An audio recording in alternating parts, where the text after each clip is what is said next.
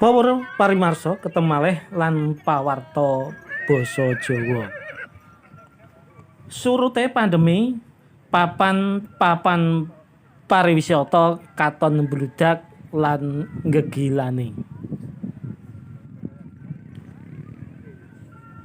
Virus COVID-19 pancen gawe lesune perekonomian ing ngendi wae. Ora mung ing Indonesia, kabeh negara ing donya padha melu ngrasakake.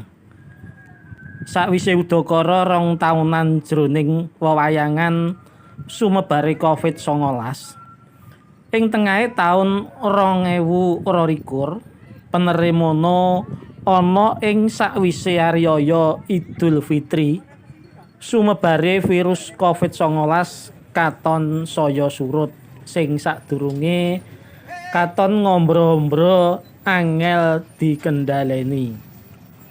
Mula saka iku aturan pengetatan banjur dilonggarake.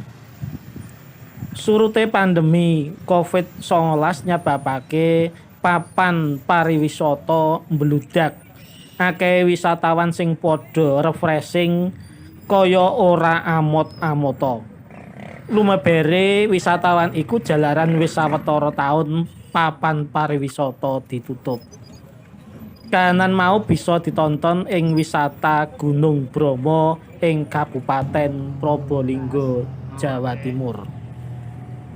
Dalan-dalan kang anjog tumuju menyang wisata Bromo macet. Antrian mobil lan motor pengunjung prasasat ora bisa dipiyak.